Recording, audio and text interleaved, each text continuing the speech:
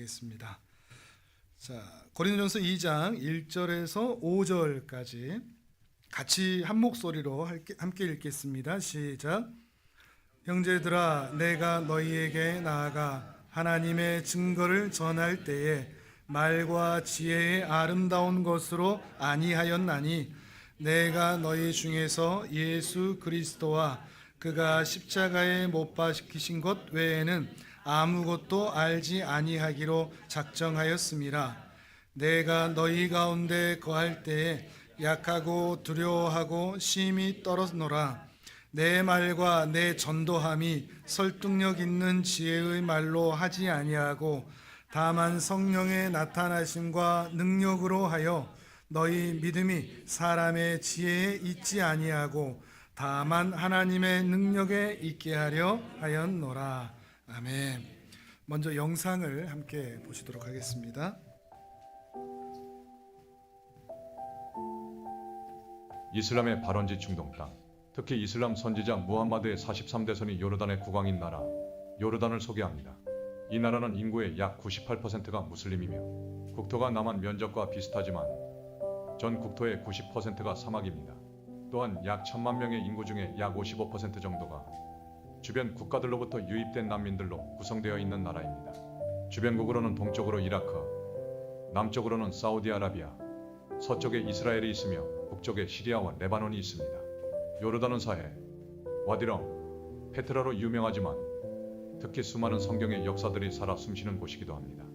요단강과 야복강, 12지파 중에 르우벤과 갓지파 그리고 므낫세 반지파가 땅을 유업으로 받은 곳, 다윗으로 인해 우리아가 죽임을 당한 곳, 모세가 약속의 땅을 들어가지 못하고 바라만 보다가 죽은 느보산, 예수님이 세례 요한에게 세례를 받은 세례터, 바울이 예수님을 만난 직후 방문한 나바테아 왕국, 페트라, 로마 시대 많은 유적지와 함께 십자군 전쟁으로 여전히 아픈 상처를 지닌 곳이 바로 요르단입니다.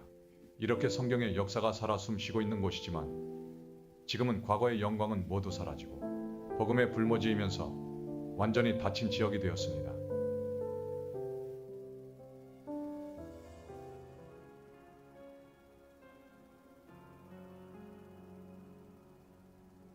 (2011년) 시리아 내전은 거의 지옥과도 같았습니다. 많은 사람들이 죽음으로 내몰렸고 전쟁 고아와 과부들이 발생했으며 급기야 전쟁을 피해 많은 사람들이 고국을 등질 수밖에 없었습니다. 이들 중에는 시리아에서 활동하던 선교사님들도 계셨습니다. K 선생 가정은 시리아 내전 중에 요르단으로 이주하여 요르단 정부에 등록된 현지 교회를 중심으로 섬겨오셨습니다. 그러나 고아 아이들을 섬기라는 주의 특별한 부르심에 순종하여 2019년도부터 현지 회사를 설립하여 난민센터를 시작하게 되었습니다. 현재 저희 센터에는 10살부터 16살까지의 청소년 16명이 참여 중에 있습니다. 이 아이들에게 영어와 수학, 과학 같은 학교 교육뿐만 아니라 음악, 미술, 체육 등의 활동을 통해 아이들의 신체 발달, 정서 발달을 돕고 있습니다.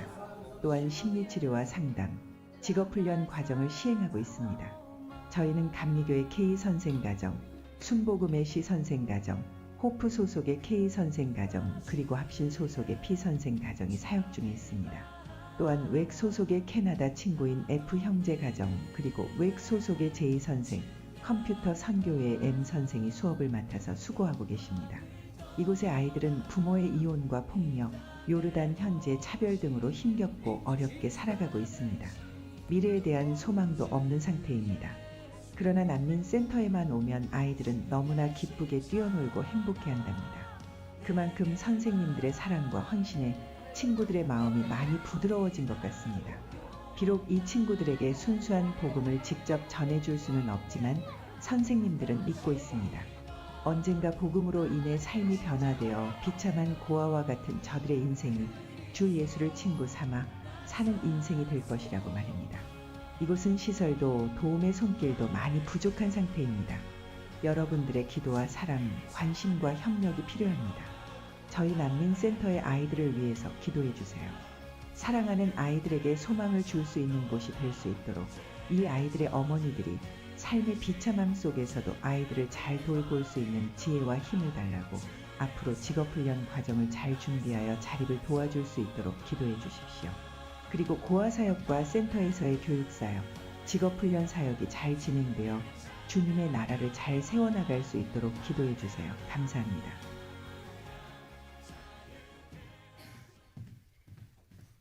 네, 기도하겠습니다.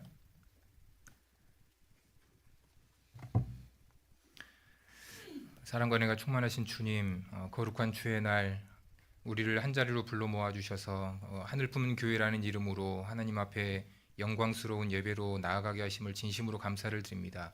또한 이 시간 우리의 마음이 오직 주 예수 그리스도의 십자가로 집중되게 하시고 또 세상의 염려와 걱정, 불안한 마음과 악한 모든 생각들을 주 앞에 내려놓고 오직 주의 은혜로 충만하여지는 은혜의 시간 되게 하여 주시옵소서. 또한 부족한 자가 또 주의 말씀을 함께 나누길 소망합니다. 이 시간 주의 성령으로 역사하여 주시고 오직 주의 이름만 증거되는 귀한 은혜의 시간 될 수 있도록 주님 주장하여 주시옵소서.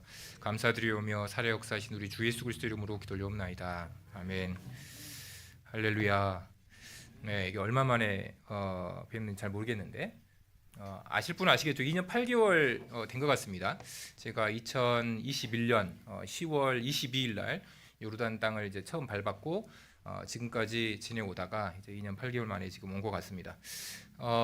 많이 힘들었지만 그리고 많이 어려웠지만 성도님들의 기도와 또 물질의 후원과 또 관심과 또 염려 덕에 지금까지 잘 지내온 것 같습니다. 저는 아시는 분은 아실 텐데 박송우 목사님의 또 동생이고 또 박장로님과 또 황경희 군사님의 또 둘째 아들이에요. 그러니까 혈연 관계죠. 네, 하나도 안 닮았지만 제가 더 잘생겼지만 2년 8개월 전에 나가기 전에 함께 예배를 당시 같이 드렸던 또 성도님들도 계시지만 또 새롭게 오신 분들이 또 새로운 터전에서 함께 예배 드려가는 모습들이 그리고 교회를 세워 나가는 모습들이 참 은혜롭게 커가고 있구나. 하나님의 은혜로 이제 더 이상 그 젖먹이에게 젖을 먹이는 시기가 아니라 단단한 것도 이제 먹여서 더욱더 건강하게 세워나가는 그런 이제 10년이라는 시간이 지났구나라는 것을 더 느끼게 되는 것 같습니다. 저희 형님하고 저는 이제 현실 형제거든요. 그래서 사랑한다 이런 말 전혀 주고받지 않아요. 그런데 형님의 이제 페이스북이나 인스타그램이나 이런 내용들을 보면서 참 힘들지만 어렵지만 개인의 몸이 그렇게 좋지 않지만 그럼에도 불구하고 하나님께서 또 형님을 통해서 이렇게 교회를 세워 나가시는구나 이런 것이 또 하나님의 은혜임을 또 깨닫게 되는 것 같습니다. 오늘 말씀에서 또 요르단과 그리고 저희들의 삶과 그다음에 어떻게 사역을 이루어 나가고 특별히 요르단에서 이제 사역을 이제 시작해 나가는 개인 선교사의 입장에서 어떤 마음을 가지고 시작하고 있는지 오늘 말씀을 통해서 이제 나누기를 원합니다. 이 요르단이라는 그 나라는 아까도 이제 영상에서 나왔듯이 무슬림들, 그러니까 이슬람의 창시자라고 할 수 있는데 이제 세상 사람들이 이야기로는 무함마드라고 이제 그분이 처음에 시작을 했죠. 이제 계시를 받아서 이 시작을 한 걸로 이야기를 하고 있습니다. 꾸란을 보면 예수님도 선지자예요. 꾸란에서는 그러니까 이사라고 하는데 예수님도 선지자고 모세도 나오고 아브라함도 나오고 막 그래요. 꾸란에 보면 그 중에서 마지막 선지자가 무함마드인데 그 무함마드의 43대 손이라고 정식적으로는 이제 43대 손이라고 이야기를 하고 있는데 43대 손이 지금 요르단의 국왕입니다. 그러니까 엄밀하게 따져보면 12명 무함마드에게 12명의 자녀가 있었는데 아들이 없었어요. 다 죽었어요. 딸이 한 명이 있었는데 이 딸이 그러니까 사촌 오빠랑 같이 결혼을 해서 낳은 자녀들이 지금까지 온 거지만 엄밀하게 따져보면 그러나 공식적으로는 이 무함마드의 43대 손이 이 요르단을 통치하고 있습니다라고 이렇게 이야기하고 있는 나라예요. 그러니까 98%의 이제 무슬림이라고 하지만 아마도 더 많은 숫자가 아닐까 싶습니다. 공식적으로는 92%에서 98%까지 이제 무슬림이 사는 지역이라고 하니 거기에도 이제 크리스찬들이 있습니다. 기독교인들이 있고요. 그다음에 로만 캐톨릭과 다음에 그리스 종교의 사람들이 대부분을 차지하고 저희와 같은 개신교 신자들은 상당히 미미합니다. 그런 곳이지만 성경의 땅이기도 하죠. 성경에서 아까도 영상에 나왔듯이 구약의 아주 중요한 이제 지리적인 그 위치에서 요단강 동편에 위치해 있고, 그래서 요단강 동편에 야복강 안 가보셨죠? 저는 야복강에서 이 고기도 잡아봤습니다. 야복강도 있고요. 그 다음에 모세가 이 약속의 땅을 바라보면서 죽었다고 하는 그런 누보산, 실제로 가보면 그 누보산에서 저쪽 예루살렘과 팔레스타인 저 지역을 바라보면 정말 한눈에 다 보일 정도로 상당히 높은 지역인데, 그곳에서 약속의 땅을 바라보며 죽었다고 하는 누보산도 있고요. 뭐 여러 지역들이 있습니다. 그리고 이제 신약에서는 특별히 유명한 지역으로 이제 페트라라는 지역이 있죠. 2014년도, 2015년도에 유행했던 그 유명한 드라마 중에 미생이라는 드라마가 있거든요. 그 미생의 마지막 장면에 이 페트라가 나와요.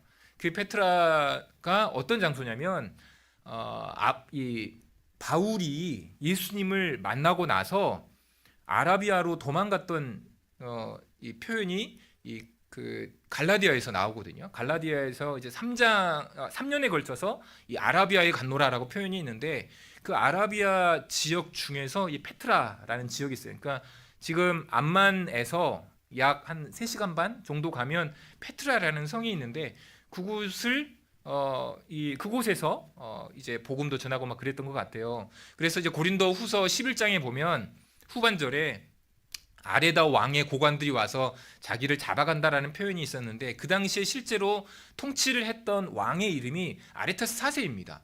그러니까 역사적으로도 정확하게 맞죠. 그래서 이제 거기에 가보면 바울이 옛날에 왔던 지역입니다라는 어떤 표시도 되어 있을 정도로 바울의 흔적이 또 그곳에 실제로 남겨져 있기도 합니다. 그 외에 예수님이 또 세례를 받으신 지역이기도 하고, 이런 영광의 장소에 또 저희 가정이 이제 들어가서 복음을 전하겠노라고 이렇게 들어가 있는데, 원래는 다음 장을 넘겨주시면 방글라데시에 있었어요. 제가 이제 방글라데시에 있을 때 우리 앞에 계시는 이제 세윤규 선교사님께서 뭐 방문도 해주시고 막 그러셨거든요. 방글라데시에서 6년 정도 거기에서 있었는데, 거기에서 여러 가지 사역을 하다가 이제 코로나 때문에 모든 것들을 정리하고 이제 4년 전이죠. 4년 전에 이제 이곳에 오게 되어졌고, 그리고 이제 성도님들과 잠깐 말씀도 전하면서 교제도 하고 그러고 있다가 다시 방글라데시로 나갈 때쯤에 본부 사역을 위해서 2월 말에 이제 수요 예배 마지막으로 설교하고 올라가서 기도하는 가운데 하나님께서 방글라데시가 아닌 다른 나라로 갈 거에 대한 강한 마음을 주셨어요.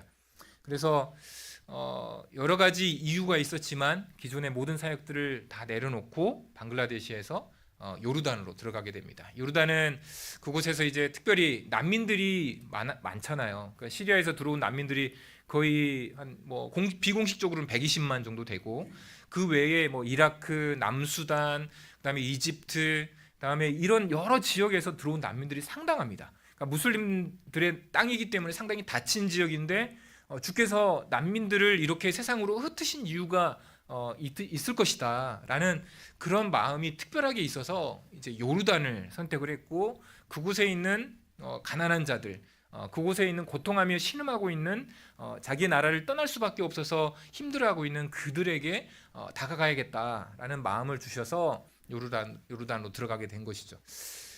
근데 이제 그 시간들이 쉽지가 않았어요. 제가 방글라어도 되게 잘했거든요. 정말 열심히 해가지고 신학교에서 강의를 할 정도니까 어느 정도 정말 잘했습니다. 그런데 그런 것들을 다 내려놓고 또 새로운 언어를 익히는 것이 얼마나 힘들었는지 정말 고통스러웠습니다.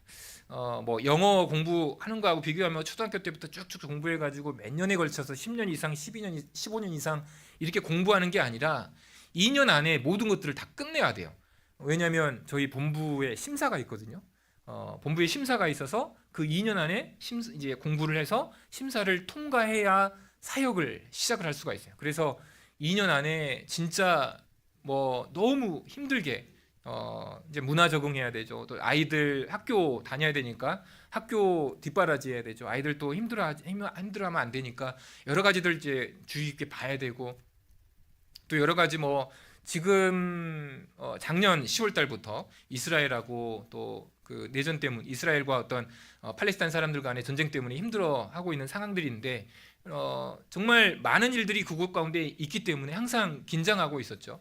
그러니까 정말 쉬운 상황이 아니었는데 어떨 때는 진짜 뭐 카드값이 이 목이 찰 정도로 막 차고 올라갔거든요. 왜냐하면 학비가 너무 비싼 거예요. 거기 물가도 너무 비쌌고 그리고 뭐 한국도 지금 3년 만에 들어와 보니까 물가가 정말 장난 아니더라고요. 너무 비싸고 너무 힘든 상황일 텐데 그것도 코로나 이후에 물가가 상당히 올랐고 아이들 학비도 학비지만 그 학원비, 저희 아내와 제가 다녀야 될 학원비도 상당히 있기 때문에 너무나도 고통스러울 정도로 정말 힘들었던 시간이었습니다.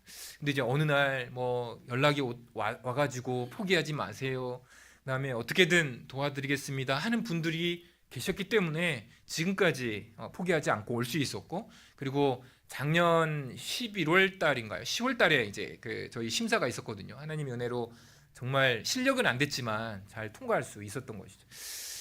지금도 이제 공부를 하고 있습니다. 아랍어가 이 언어가 두 개예요, 사실. 지역 방언인 암미아라고 지역 방언이 이제 아랍어가 있고, 그다음에 또 하나가 성경을 읽을 수 있기 위해서는 이 푸사라고 문어체 이 공부를 또 해야 됩니다. 그러니까 무슬림들은 이 자기들의 그 경전인 쿠란을 이 번역을 하지 않습니다. 번역을 하지 않기 때문에 과거에 600년, 700년 당시에 기록된 그 당시의 언어와 단어들을 가지고 여전히 쓰고 있어요. 죽은 언어인데 여전히 그 단어들을 써야 성경을 읽을 수 있고 꾸란을 읽을 수가 있는 거예요. 근데 이제 문어체들은 대부분 다 이런 옛날 문법과 단어들 여전히 쓰고 있기 때문에 두 가지 언어를 동시에 공부하지 않으면 사역할 수가 없어요. 그래서 생활은 가능한 암미아 언어를 거의 2년 동안 배웠고, 지금도 이 푸사를 공부를 하면서 너무 안 그래도 힘들어 죽겠는데, 안 그래도 머리가 이제 풀로 찬 상태인데 거기에다가 또 다른 것들을 집어넣으려고 하니까 너무 힘들더라고요. 그만큼 힘든 생활들을 계속 이렇게 해오다가 진짜 그 하나님께서 뭐 열어주신 것 같아요. 이 과정 중에, 공부하는 과정 중에 저희들이 직업훈련 그것에 대한 어떤 관심이 있다라는 것을 어떤 단체 분들이 아시고 저희들을 초대해 주셨어요. 마프락이라고 거기에 그 시리아에서 국경으로부터 한 30km 떨어져 있거든요. 그 지역에 난민센터가 영상에 나와 있는 그 지역인데, 그 지역의 난민센터에서 협력하고 있는 그런 선교사님들이 저희들을 초대해 주신 거죠. 저희들이 먼저 한번 가보겠습니다 이게 아니라 저희들을 초대해 주셔서 이제 그곳에 가게 되는데, 아이들의 모습을 보니까 너무 순수하고 또 함께 사역하시는 선교사님들의 모습들도 너무나도 순수해서 그 작년 2월 달부터 거기에 이제 조인을 해서 아이들과 함께 조금씩 언어도 한번 테스트해보고 아이들과도 친밀하기 위해서 같이 교제도 하고 그 과정들을 겪으면서 지금까지 오게 되었습니다. 다음 장이요. 근데 이제 저희들이 만약에 그곳에 계신 선교사님들이 자신의 이름을 위해서 또 사역을 하신다거나 또 이 아이는 내 아이니까 건들지 마세요 라는 어떤 인간적인 그런 마음들을 보여주셨다고 한다면 그곳에서 함께 사역하지 않았을 겁니다. 지금도 뭐 남미에 있는 어떤 선교사님들이든 아니면 미국 선교사님들이든 브라질이든 어떤 그런 분들이 오셔가지고 그 아이들한테 복음을 전해도 되겠습니까? 라고 하면 언제든지 여기 계시는 선교사님들은 오픈해서 당연합니다. 우리는 씨앗을 뿌릴 뿐입니다. 이 아이들에게 복음만 전해진다면 저희들은 언제든지 이 아이들을 당신들에게 보내줄 수 있습니다라는 그런 마음을 가지고 사역을 하고 계신 거예요. 내 거야. 되게 이제 목회자들에게, 선교사들에게 이런 마음들이 있어요. 여기 내 거니까 건들지 마. 이런 마음들이 되게 있는데 그런 것들 어떠한 것도 없이 누구든지 와서 복음을 전할 수 있고 누구든지 와서 이 아이들을 섬길 수 있고 이 아이들에게 씨앗을 뿌릴 뿐이지 그것을 이루시는 이가 여호와 하나님이십니다라는 믿음의 고백을 보았기 때문에 너무나도 겸손하게 섬기시는 것들을 보았기 때문에 저희들이 기쁨으로 그곳에서 사역을 이제 시작을 하고 그 아이들을 위해서 어떻게 저희들이 섬길 수 있을까 고민하면서 지금까지 오게 된 것이죠. 그리고 이제 저희들에게 맡겨진 일이 뭐냐면 직업훈련 부분입니다. 이제 이 아이들이 이제 한 명씩 이 센터에서 졸업을 해 가요. 그런데 이제 그 졸업 이후에 바로 17살 이 정도 되면 바로 자기들의 삶을 위해서 너무 가난하고 어렵기 때문에 하루에 뭐 10,000원도 못 버는 그런 직장에 가가지고 잡일을 하면서 가정의 가난함을 해결하기 위해서 일하고 있거든요. 그런데 그 아이들에게 조금이나마 이런 그 삶의 터전을 조금이나마 만들어주고 해결해줄 수 있다고 한다면, 자립할 수 있도록 도와줄 수 있다고 한다면, 그나마 지금의 이 가난하고 힘든 이 삶의 모습 속에서 조금이나마 도움을 줄 수 있겠다 해서 저희들이 맡은 게 바로 직업훈련 과정입니다. 어떤 아이들은 이곳에 있는 아이들 중에서 엄마 아빠가 이혼을 한 가정들도 있고요. 그리고 또 아빠가 감옥에 가가지고 엄마가 그 사이에 이혼을 하고 또 재혼을 해서, 왜냐하면 살아내야 되니까요. 요르단 현지 사람하고 결혼을 해서 아이도 낳고 그런 가정들도 아이들도 있어요. 근데 그 가정에 아이가 5명인데 여자 아이 2명과 여자 아이 3명과 남자 아이 2명이 있는데, 여자 아이들은 매일 엄마와 싸워요. 나에게 좀 관심을 가져달라고. 15살 이 되는 S 자매가 있는데, 그 자매는 너무 순수하고 착한 그 아이이지만 사춘기 그 아이 방황할 수밖에 없는 그 아이들이잖아요. 그런데 그 어떤 누구도 엄마의 따뜻한 사랑을 받아야 할 그 시기에 관심조차 주지 않는 그 상황 가운데 있다 보니 매일 엄마와 싸우고, 남자아이들은 밖에 나가서 또 친구들과 싸우고 버려진 채로 너무나도 마음이 외로움과 그리고 또 사랑을 받고 싶고 관심을 받고 싶어하는 이 마음을 해결하기 위해서 어떤 선교사님 집에 찾아가서 내가 이 집에 있어도 됩니까? 잠깐만 놀다가 가도 됩니까? 라고 부탁할 정도로 문을 열고 아이들이 찾아올 정도인 것이죠.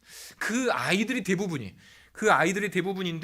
여기에 이제 대표되는 그 선교사님이 그 아이들을 집으로 불러서 고아와 같은 그 아이들을 온종일 케어하고 돌보면서 지금까지 센터가 이제 운영이 되어 왔던 것이죠. 방글라데시에 있을 때는 그 아이들에게서조차도 돈에 대한 욕심, 그리고 어떤 현실에서 도피하기 위해서 외국인과 친해지려고 하는 그러한 모습들이 그 아이들조차도 그렇게 보였거든요. 근데 지금 있는 아이들에게는 그런 것들이 느껴지지가 않아요. 오히려 장난으로 이제 막 아내가 이제 뭐 베이킹 수업을 해가지고 빵을 자기들이 만들었어요. 그것들을 장난으로, 얼마나 아이들이 먹고 싶겠어요. 근데 그거를 나 그거 조금만 하나도 먹어도 돼?라고 물어보면 오히려 그것들 주려고 하는 모습들을 보면서 어떻게 하면 이 아이들 조금이나마 도와줄 수 있을까? 이 아이들의 이 고아와 같은 이 아이들의 눈물을 닦아줄 수 있을까? 선생님들 모두가 다 고민하며 기도하고 있는 것 같습니다. 지금도 선생님들이 이제 많이 지금 이제 센터가 방학을 하고 고국으로 돌아와서 이제 여러 교회를 방문하면서 센터를 알리기 위해서 다니시고 계시는데, 아이들 지금 현실적으로 정말 보면 이 방치된 상태로 계시단 말이죠. 이제 그 캐나다 친구가 그 아이들 조금이나마 돕고 있지만 그 아이들 생각할 때마다 너무나도 마음이 아프다라는 것이죠. 그래서 저희들에게 특별히 맡겨진 그 직업훈련 파트에 있어서 선생님들이 같이 회의를 하고, 그리고 저희 파송교회 이제 그 박성호 목사님과 같이 이야기를 해서 가난한 자들의 친구들이라는 단체를 만들어서 이제 세상에 믿지 않는 사람들조차도 그리고 믿는 사람들 포함해서 교회와 여러 모든 사람들의 그 물질을 이곳으로 흘러갈 수 있도록 하기 위해서 지금 단체를 설립을 하고, 그리고 이것을 위해서 광주광역시 이제 세무서에서 등록이 끝나고, 광주광역시 이제 등록이 끝나면 행정안전부에까지 기부금 지정 대상자로 지정이 되면 이제 아이들에게 얼마든지 도움의 손길이 이제 흘러 들어갈 수 있도록 지금 만들어 가는 과정 중에 있는 것이죠. 그리고 그렇게 준비된 것들을 이제 9월 달부터 직업훈련 1기 사역이 시작됩니다. 다음 장이요. 1기 사역이 이제 시작되는데 저희가 한꺼번에 모든 이런 직업훈련들을 같이 시작하면 얼마나 좋을까요? 그런데 여력이나 재정이나 또 함께 할 수 있는 선생님들의 힘이 한계가 있기 때문에 지금 저희들은 이 소잉 디자이너라고 이제 말을 붙이고 있는데, 재봉이라든지 다음에 퀼트 아시죠? 퀼트하고 프랑스 자수, 다음에 미싱 이런 것들 기계를 통해서 아니면 개인 손으로 하는 그것들 과정을 통해서 특히 여자아이들이 결혼을 하더라도 집에서 직접 이렇게 일을 해서 지금 이제 계획으로는 만들어진 이런 것들을 한국 교회든 아니면 미국이든 캐나다든 이런 쪽으로 계속 판매할 수 있게끔 루트를 지금 만들어 가지고 이 아이들에게 직접 삶의 그 터전에서 조금이나마 이렇게 도움이 될 수 있도록 그렇게 과정을 만들어 나가고 있습니다. 일기 지급 훈련이 이제 9월 달부터 시작이 되어지는데 이것들을 위해서 우리 성도님들께서 기도해 주시고 또 관심 가져 주시고 같이 기도해 주시는 것만으로도 큰 힘이 될 거라고 생각이 듭니다. 지금 이제 찾아가는 모든 교회들마다 저희들의 사역을 알리면서 함께 동참해 달라고 이렇게 이야기를 하고 있는데 특별히 알고 있는 사람이 앞에 나와서 우리의 사역에 동참해 달라고 하는 것과 전혀 모르는 분이 와서 뭐 컴패션이든 기아대책이든 어떤 그런 큰 단체, 굿네이버스든 큰 단체에서 도와달라고 하는 거하고 완전 질적으로 다를 거라고 생각이 들어요. 이런 과정 중에 있기 때문에 여러분들께서 함께 기도해 주시고 여러분들이 못하더라도 누군가에게 알려주신다고 한다면 그것만으로도 큰 힘이 될 거라고 생각이 듭니다. 지금 이제 전단지도 만들고 홈페이지도 만들어서 모든 사람들이 참여할 수 있도록 그것들을 준비하고 있으니 계속해서 하늘 품은 교회 안에서 함께 기도해 주시기를 바라겠습니다. 이 과정 중에 다음 장으로 정말 방글라데시 있을 때는 정말 열심히 달렸던 것 같아요. 정말 앞뒤 보지 않고 앞만 바라보면서 정말 열심히 달렸습니다. 마치 일 중독 걸린 사람처럼. 저희 아버지가 일 중독이거든요. 새벽에 나가가지고 새벽에 들어오시는 분이셨어요. 그러니까 택시 하셨으니까 새벽 6시에 나가면 그 다음날 새벽 2시, 3시에 들어오셨던 분이셨어요. 제가 다 이제 보았잖아요. 그러니까 아버지의 모습이 제게도 있었던 것 같아요. 물론 형님에게도 있는 것 같아요. 딱 봤을 때 일 중독 걸린 사람처럼 열심히 살아가는 모습을 보니 아마도 아버지 모습을 닮은 것 같아요. 진짜 앞만 보고 열심히 정말 달렸던 방글라데시의 삶이었는데 뭐 6년 있는 동안 거의 10년처럼 살았던 것 같고 그러다 보니까 제 아내도 저도 완전히 번아웃이 와가지고 완전히 소진된 상태로 코로나 당시 이제 들어왔었고 당연히 몸도 상당히 좋지 않았었고 새로운 것들을 이제 시작하는 이 즈음에 주께서 주시는 마음은 잠깐 멈출 것을 계속해서 주시는 것 같아요. 여러 가지 일들이 보이지만 제 힘으로 뭔가를 만들어서 해 나갈 수 있지만 함께 할 수 있도록 사람들과 함께 협력할 수 있도록 그리고 그것을 위해서 함께 기도할 수 있는 그런 시간을 하나님께 더욱더 허락해 주시는 것 같아요. 답답한 면도 있습니다. 인간적으로. 그러나 마치 제가 꿈꾸고 있는 것처럼 그 일들이 하나님 안에서 이런 것들이 이루어져 가는 모습들을 보니 너무 감사한 것 같아요. 오히려 하나님께서 브레이크를 밟아주시고 멈추게 하시고 하나님께서 이 일들을 이루어 나가심에 있어서 조금씩 단계를 밟아가면서 인간의 생각과 인간의 계산과 인간의 계획이 아니라 주 여호와 하나님의 계획에 맞춰서 조금씩 한 단계 밟아가도록 하시는 것이 하나님의 은혜임을 더욱더 깨닫게 되어지는 것 같습니다.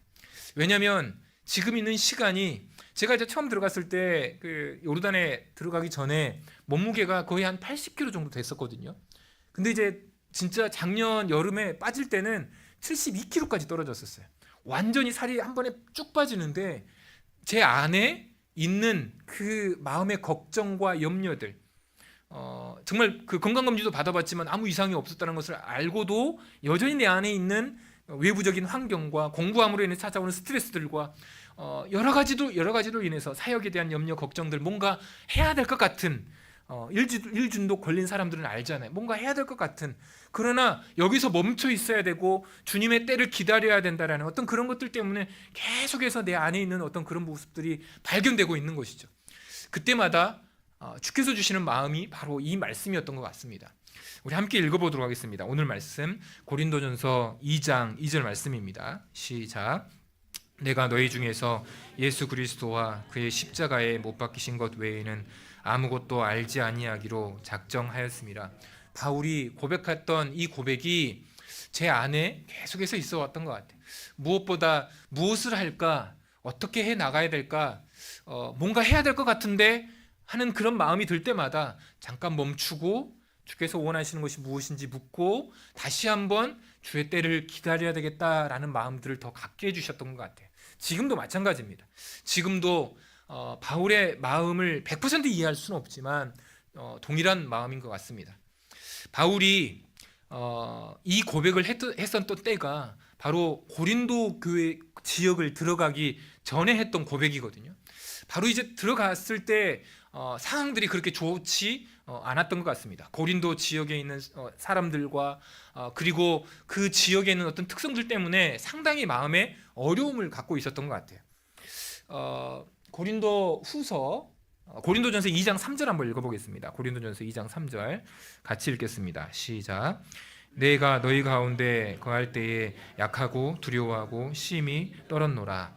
그러니까 이 곳에 들어갔을 때 지금 상당히 약하고 그리고 두려워하고 심히 떨었노라라고 고백을 하고 있어요.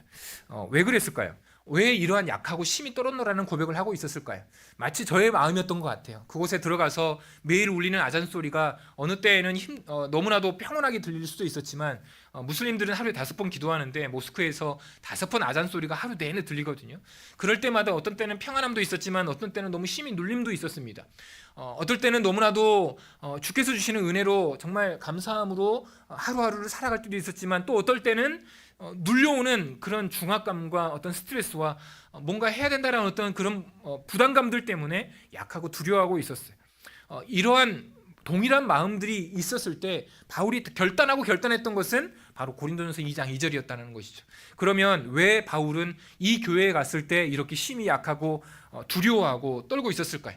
다른 지역에 갔었을 때와는 다른 분위기였다라는 거예요. 고린도후서 10장 7절 10절 같이 읽어보겠습니다. 시작. 너희는 외모만 보는도다. 그들의 말이 그의 편지들은 무게가 있고 힘이 있으나 그가 몸으로 대할 때는 약하고 그 말도 시원하지 않다 하니. 분명 바울은 말을 아주 잘하는 사람이었습니다. 실제로 그랬어요.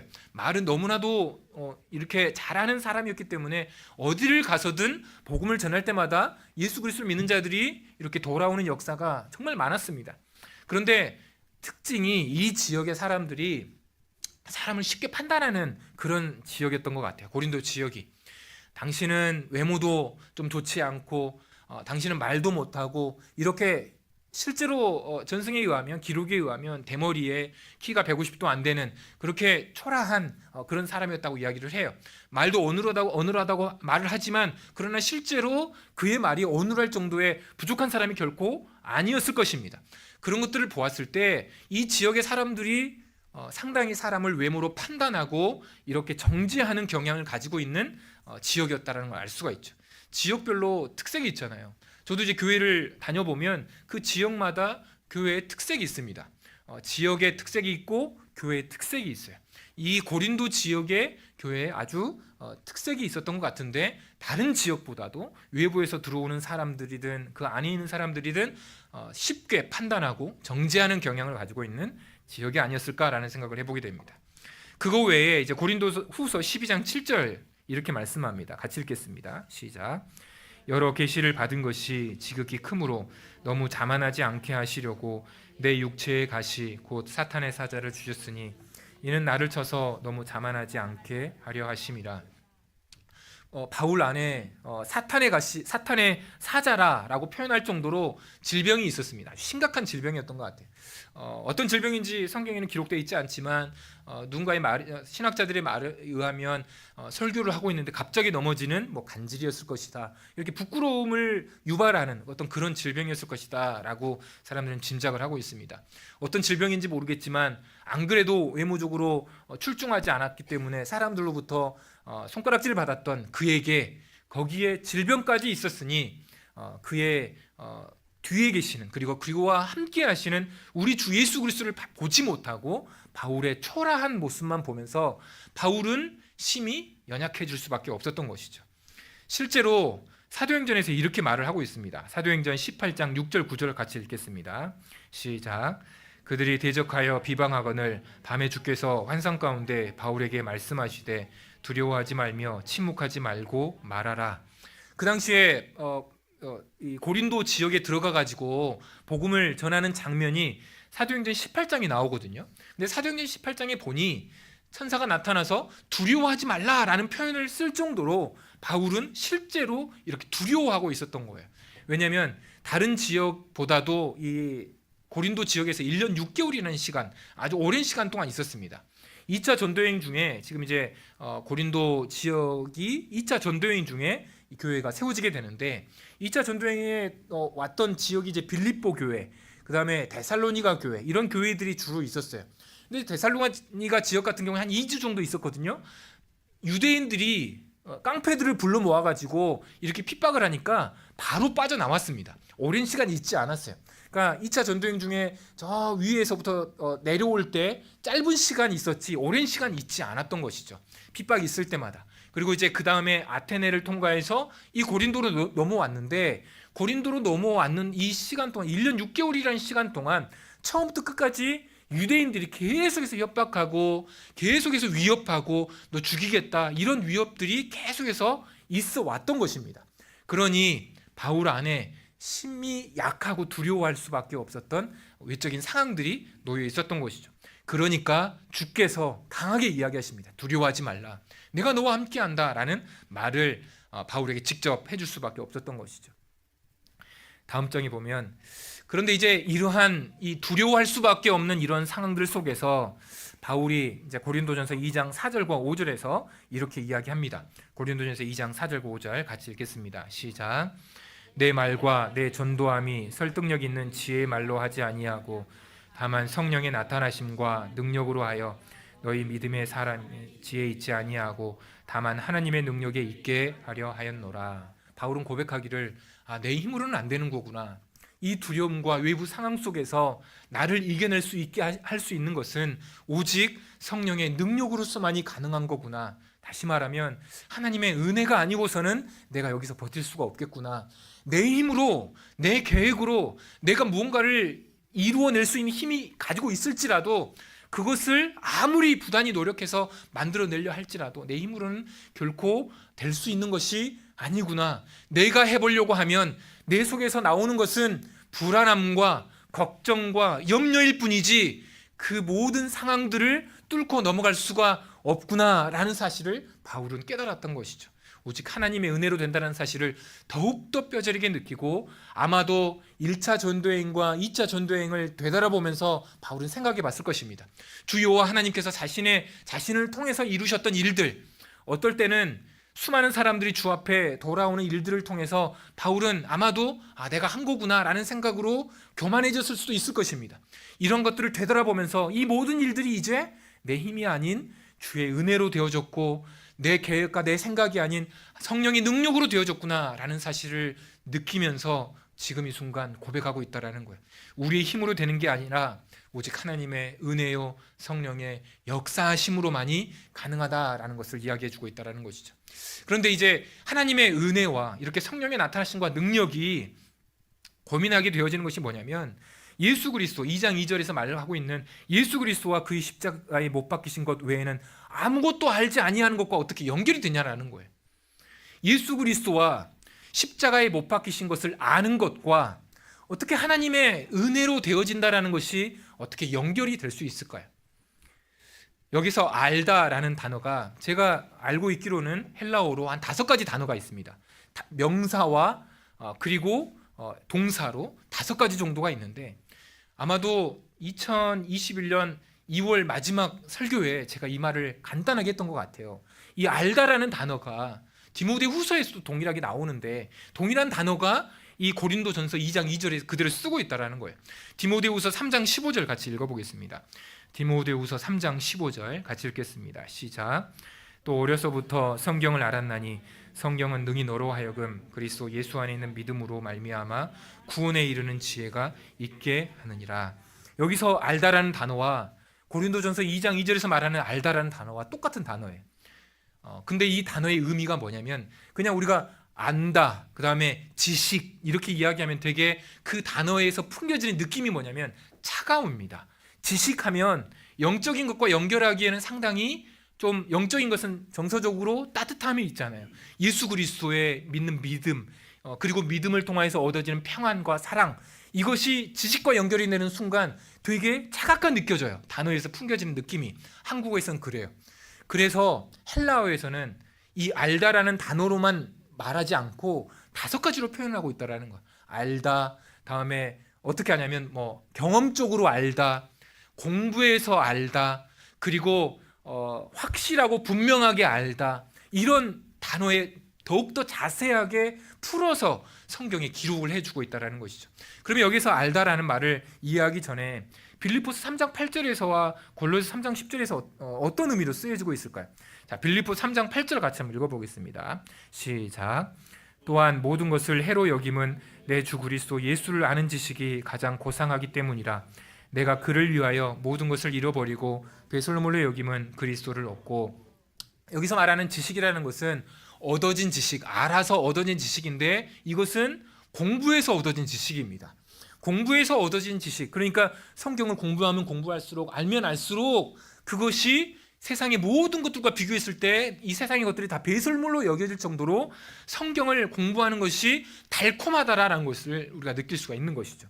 골로새 3장 10절이 뭐냐면 같이 읽겠습니다. 골로새서 3장 10절 같이 읽겠습니다. 시작. 새 사람을 입었으니 이는 자기를 창조하신 이의 형상을 따라 지식에까지 새롭게 하심을 입은 자니라. 이 지식이 뭐냐면 하나님의 형상이래요. 하나님의 형상인데 우리가 죄가 있기 전에는 있었던 지식인데 죄가 있고 있어서 상실되어졌다가 예수 그리스도를 믿도록 도와주는 지식이에요. 그러니까 이것은 완벽하고 흠이 없는 지식, 그러니까 예수 그리스도 안에서 구원을 얻을 만한 분명하고 선명한 지식을 말할 때 이 지식이라는 단어를 씁니다. 이 지식은 이단들에게는 없습니다. 이 지식은 신천지와 같은 존재들에게는 없어요. 다른 지식을 갖고 있는 거예요. 선명하고 분명하게 구원을 얻을 만한 지식은 오직 예수 그리스도를 믿는 지식인데 한 사람을 믿는 것으로 얻어질 수 있는 것이 결코 아니잖아요. 오직 예수 그리스도는 여전히 하나님 보좌 우편에 좌정하셔서 통치하고 계시며 우리를 위해서 중보하시는 그를 믿는 지식인데 그 선명하고 분명한 지식은 바로 구원을 얻을 만하고 바로 구원을 얻을 만한 지식이 우리 안에 있는데 동일한 지식을 갖고 있고 그 지식으로 말미암아 우리가 예수 그리스도를 믿고 지금 이 순간도 이곳에 앉아서 주 여호와 하나님을 향하여 아버지라고 부를 수 있도록 도와주시는 지식이 바로 이 지식이라는 거예요. 그러면 고린도전서 2장 2절에서 말하고 있는 그 안다, 그 지식이 어떤 것일까요? 이것은 마치 이것과도 같아요. 여러분도 혹시 수영하실 줄 아십니까? 제가 수영을 할 줄을 알거든요. 그 안다라는 말은 수영의 영법이 내 몸에 완전히 내재화되고 체득화된 상태, 그것을 의미합니다. 여러분들 수영을 못하니까 그냥 꼬르륵 물속으로 들어가잖아요. 그죠? 다시 말하면 내 몸에 영법이 익혀져야 돼요. 자유형이든 평형이든, 제가 학교 다닐 때 평형을 그 몸에 익히기 위해서 일주일 동안 바다에서 살았습니다. 그러니까 그냥 1시간도 바다 위에서 둥둥 떠다닐 수 있을 정도가 됐던 거예요. 내 몸에 내 것이 된 거예요. 완전히 나와 하나가 된 거예요. 그것을 안다라고 표현하는 것이죠. 다시 말하면 예수 그리스도가 우리 안에 찾아와 주셔서 내 안에 나와 하나가 되어 주신 것, 그것이 너무나도 크고 크기에 이것을 안다라고 표현을 하고 있고, 그 알의 지식 앞에 그 어떤 것도 필요 없다라고 말을 하고 있다라는 것입니다. 이것은 또 어떤 단어로 쓰여지냐면 내가 친구를 안다라는 표현을 할 때 씁니다. 그냥 다른 친구가 아니라 그냥 얼굴 표정만 봐도, 무엇을 말을 해도 이 친구가 어떤 생각을 갖고 있고 어떤 마음을 갖고 있는지 그것을 알다라는 표현에서 오랜 친구, 다시 말하면 예수 그리스도가 내 안에 들어오셔서 나와 함께 하시고 그 예수 그리스도가 나와 친구가 되어주셔서 아주 친밀한 상태가 되어 있는 것, 그것을 바로 안다라는 이 고린도전서 2장 2절에서 표현을 하고 있다는 것입니다. 바울은 고백하기를 디모데전서 1장에서 나는 비방자요 해방자요 핍박자라고 말을 해요. 우리가 예수 그리스도께서 우리에게 찾아와 주셔서 우리를 구원하실 만한 자격이 있는 사람들입니까? 우리는 세상에서 나의 유익과 나의 즐거움과 나를 위해서 살아왔던 사람들이었어요. 그런데 예수 그리스도께서, 우리가 원한 일도 아니었지만 예수 그리스도께서 특별히 박성호 목사님을 보내셨거나 아니면 누군가를 여러분들 삶에 보내주셔서 그 사람들을 통해서 복음을 듣게 하시고, 그 복음을 듣게 함으로 인해서 귀가 열리고 지금 이 순간에 하나님 앞에, 전전 앞에 모여 하나님을 향하여 아버지라 부르며 예배를 드릴 수 있는 거룩한 하늘 품은 교회 성도로, 교회로 우리가 부름을 받아 이렇게 예배를 드리고 있잖아요. 그런 자격이 없는 자임에도 불구하고 우리에게 찾아와 주셔서 우리와 한 몸이 되어주시고 한 교회가 되어주게 하셨다라는 거예요. 예수 그리스도가 머리 되시고 우리가 그의 지체가 되어 여전히 불의하고 여전히 약한 존재로 살아가고 있지만 우리를 그의 몸된 지체로 삼아주셔서 하나님 앞에 드리는 이 예배를 기쁘게 받아주시는 거룩한 한 몸이 되어주게 하셨다라는 겁니다. 여전히 우리도 마찬가지입니다. 비방자요, 회방자요, 핍박자입니다. 우리는 여전히 불의한 존재들입니다. 그럼에도 불구하고 우리를 향하여서 내가 너를 사랑하노라고 말씀해 주시고 멀리 우리를 고아와 같이 내버려 두지 아니하시고 우리를 불러 모아 주셔서 이곳에서 우리와 함께 하시고 사랑한다 말씀하시고 지금 이 순간도 우리 속에 역사하시며 성령께서는 우리 속에 우리가 죄를 짓고 있다고 한다면 말할 수 없는 탄식으로 우리를 위해서 친히 기도하고 계시며 진리로 우리를 인도하고 계시고 인도해 주신 그 진리의 자리 앞에 무릎을 꿇게 하시며 그리고 하나님을 향하여 사랑한다고 고백할 수 있도록 우리를 여전히 돕고 계시다라는 거예요. 그러나 우리가 그럴 자격이 있느냐라는 거예요. 그럴 자격 없는데도 불구하고 나를 이곳에 불러주셨으니 내가 비록 두렵고 떨리지만 내가 있는 그곳에서 예수 그리스도 한 분만으로 나는 만족해하며 그분만을 바라보며 살아가겠노라 고백하고 있다라는 것입니다. 여러분들 아마도 많은 분들이 가난하고 어렵게 살아가기 때문에 예수 그리스도 한 분만으로 만족한다라는 것이 나는 그곳으로 난 고백할 수 없습니다라고 고백할 수 이렇게 생각하는 분들도 계실 겁니다. 그러나 예수 그리스도 한 분만으로 충분합니다. 아멘. 예수 그리스도 한 분만으로 충분합니다. 우리의 삶 속에 가난이 있을 수 있고 여러 가지 힘듦이 찾아올 수 있고 질병의 고통이 있을 수가 있어요. 그러나 참으로 신비한 것은 예수 그리스도를 믿는 그 믿음이 십자가의 능력이 내 안에 있기 때문에 내 속에 세상 사람들이 없는 평안이 있고 세상 사람들이 가지고 있지 않은 기쁨이 있고 그것을 누리며 살아가고 있다는 거예요. 내 안에 그것이 있으니 내 비록 육신은 연약하고 가진 것은 없지만 내 삶 속에서 기쁨과 감사로 살아갈 수 있는 힘이 우리 속에서 넘쳐나게 된다는 것입니다. 그러므로 예수 그리스도 한 분만으로 만족하며 살아갈 수 있다는 거예요. 그러나 우리는 가끔씩 너무 힘듭니다. 나 이것도 있어야 될 것 같고 저것도 있어야 될 것 같고 고백을 한다는 거예요. 그런데 두 마음을 품으니 새 마음을 품고 나니 뭔가 채워지는 것 같고 뭔가 있는 것 같지만 내 마음은 더욱더 공허해져 간다는 거예요. 내 마음은 채워지지 않는다라는 것이죠. 주 예수 그리스도도 있고 세상의 물질도 있어 보니 두 마음을 품었더니 그것이 더욱더 좋을 것 같은데 내 속에 공허함과 외로움과 우울감과 여러 가지 더욱더 큰 아픔들이 우리를 더욱더 짓누르고 있다는 것입니다. 주께서 요구하시는 것은 내가 힘들 때 어려울 때 우리의 믿음의 고백 속에서 예수 그리스도 한 분으로 충분합니다라는 믿음의 고백을 지금 이 순간 우리에게 요구하고 계신다는 것입니다. 하늘 품은 교회가 이제 그러한 믿음을 고백할 때가 되지 않았나 싶어요. 과거에 이것도 있어야 되고 저것도 있어야 됐었지만 이제는 우리 주 예수 그리스도 한 분만으로 충분합니다라고 고백할 수 있어야 된다는 것이죠. 왜냐하면 지금 이 순간도 우리와 함께 하시며 우리가 곁길로 나아가려고 할 때 우리를 붙잡으셔서 다시 진리의 길로 인도하고 계시고 성부 하나님 보좌 우편에서 성자 예수 그리스도께서 우리 한 사람 한 사람을 위해서 여전히 중보하고 계시며 성령은 말할 수 없는 탄식으로 우리 한 사람 한 사람을 그리스도 닮도록 계속해서 빚어가시고 만들어가고 계시니 주 예수 그리스도의 그 크신 은혜를 생각할 때 그것 외에 다른 것을 둘 필요가 없다라는 것이죠. 오직 우리 주 예수 그리스도 한 분만으로 만족하며 우리가 있는 그곳에서 힘들 때마다 우리 주 예수 그리스도의 이름을 부르시길 바랍니다. 우리 주 예수 그리스도의 십자가를 기억하시기 바랍니다. 그것만으로 충분합니다. 그리고 십자가에서 물과 피 쏟으시면서 나의 죄를 위해서 죽으셨던 예수 그리스도 살점이 떨어져 가면서까지 그 물과 피 쏟으시면서까지 우리 이름을 부르시면서 십자가에서 모든 것들을 완성하신 우리 주 예수 그리스도 이름을 부를 때마다 우리 속에 평안과 기쁨이 샘솟듯 일어날 것이라고 믿습니다.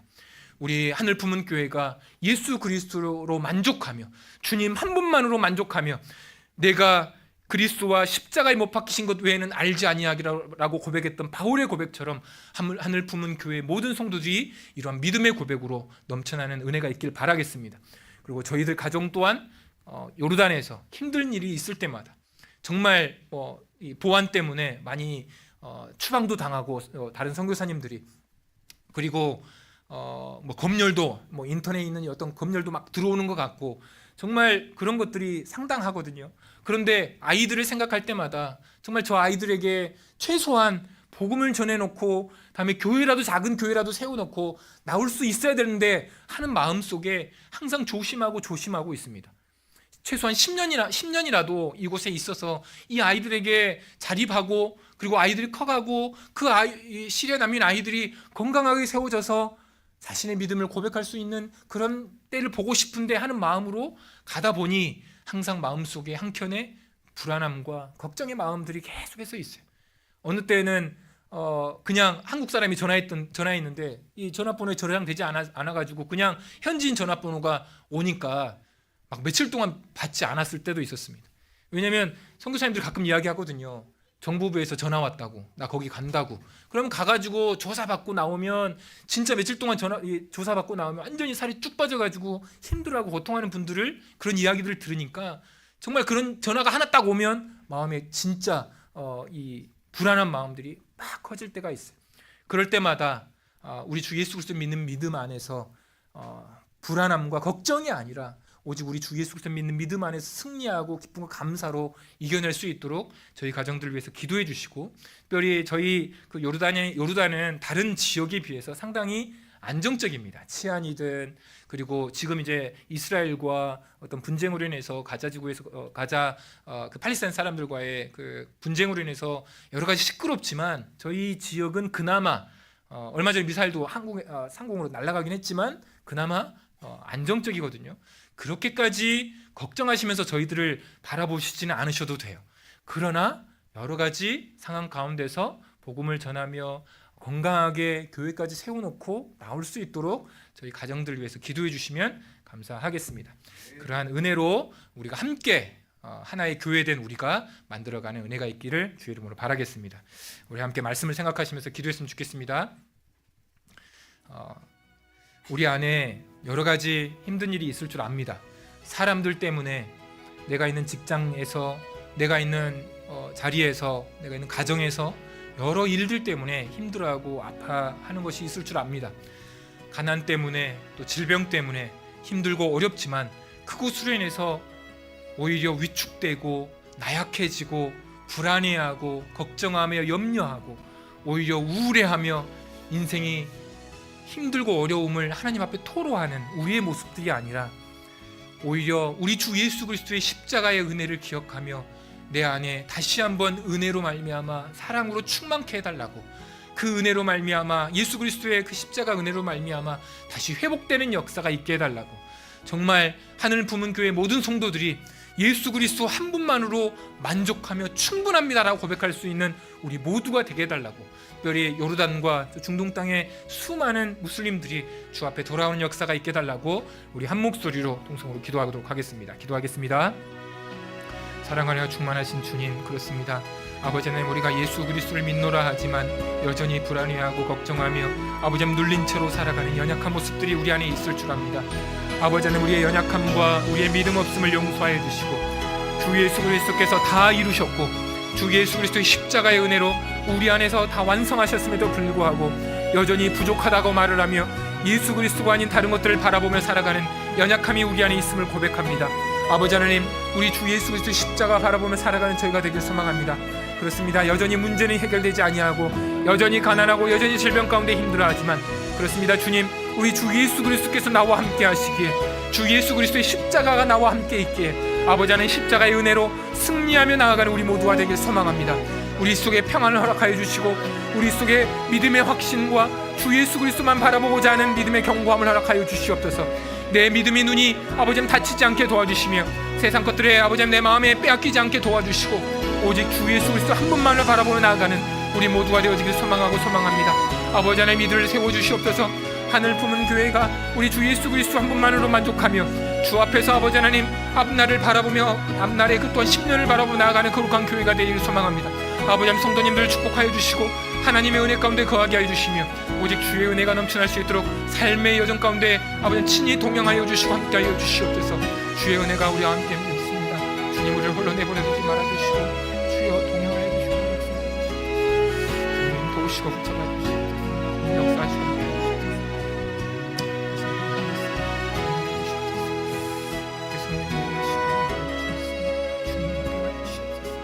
날마다 우리와 함께 하시는 주님을 바라봅니다. 사랑과 은혜가 충만하신 주님, 여전히 우리를 사랑하시고 여전히 우리를 붙잡고 계시며 우리 안에 한 몸을 이루어 나가시고 한 교회로 우리를 세워나가고 계시지만 너무 멀리 계신 것 같고 나와 함께하고 계시지 않는 연약한 믿음으로 인하여서 여전히 불안해하고 걱정하고 염려하는 우리의 연약함을 주 앞에 고백합니다. 여호와 그 영광스러운 이름이 우리 안에 새겨졌으니 우리 주 예수 그리스도를 믿는 그 믿음 하나만으로 감사하게 살아가는 우리 모두가 되게 하여 주시옵소서. 그런 믿음으로 이 땅을 견고하고 흠이 없이 살아가게 도와주시되 우리가 비록 없지만 우리가 비록 연약하지만 세상 앞에 연약하고 없는 자로 살지 않게 하시고 오직 주 예수 그리스도를 우리 가운데 허락하여 주셨으니 세상 가운데 강하며 세상 가운데 담대하게 살아가는 우리 모든 하늘 품은 교회 성도들 될 수 있도록 주님 붙잡아 주시고 함께하여 주시옵소서.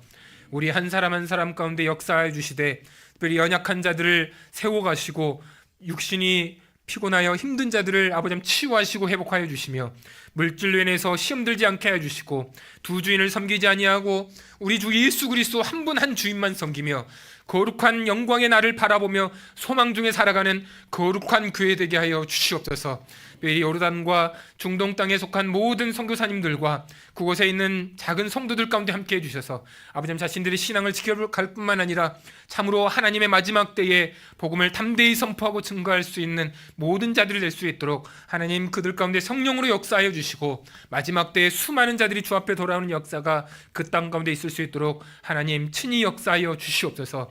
살아 역사하신 우리 주 예수 그리스도 이름으로 기도 올리옵나이다. 아멘.